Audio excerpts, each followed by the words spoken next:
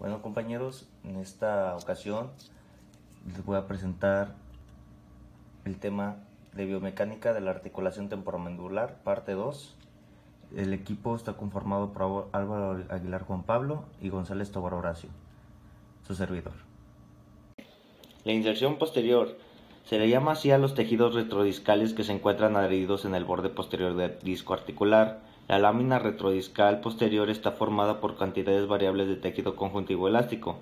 Cuando la boca está cerrada, la tracción elástica sobre el disco es mínima o nula. En movimiento de apertura mandibular, cuando el cóndilo es desplazado hacia la eminencia articular, la lámina retrodiscal superior se distiende cada vez más, creando una fuerza de retracción sobre el disco. En una posición completamente avanzada, la fuerza de retracción sobre el disco que crea tensión sobre la lámina retrodiscal superior distendida es máxima, hasta donde se permita la anchura del disco espacio discal articular. Este principio es importante para comprender la función articular. La lámina retrodiscal superior es la única estructura capaz de retraer el disco posteriormente sobre el cóndilo únicamente en movimiento de gran apertura bucal. El músculo pterigoideo externo superior cuenta con dos uniones en el hueso. Uno, gracias al ligamento capsular unido al borde anterior del disco articular, y otro insertado en el cuello del cóndilo gracias a la lámina retrodiscal. Cuando el músculo entra en función de las fibras que se encuentran en el disco tiran hacia adelante y hacia adentro.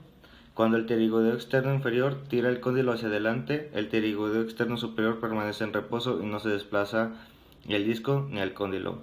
El músculo pterigoideo externo se activa solo junto a la actividad de los músculos elevadores durante el cierre de la mandíbula al morder con fuerza. El mecanismo por el disco que se mantiene junto al cóndilo en traslación depende de la morfología del disco y su presión articular. En presencia de un disco articular normal, la superficie articular del cóndilo toma una posición intermedia. Solo cuando la morfología discal se ha alterado de gran manera, las inserciones ligamentosas influyen en la función articular. Si esto ocurre, la biomecánica de la articulación se altera y aparecen signos disfuncionales. El músculo pterigoideo externo superior se mantiene en un estado de contracción leve. Este ejerce presión sobre el disco en la posición de reposo cerrado.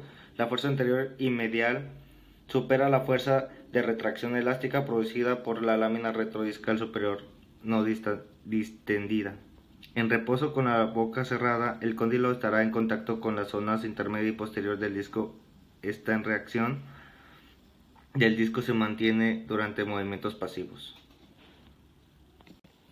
Cuando los dientes atraviesan el alimento y se aproxima el contacto interdentario, la presión interarticular aumenta mientras más aumenta el espacio discal y el disco sufre una rotación mecánica hacia atrás, y de este modo la zona intermedia más delgada llena el espacio. Cuando se interrumpe la fuerza de cierre, se recupera la posición de reposo cerrada.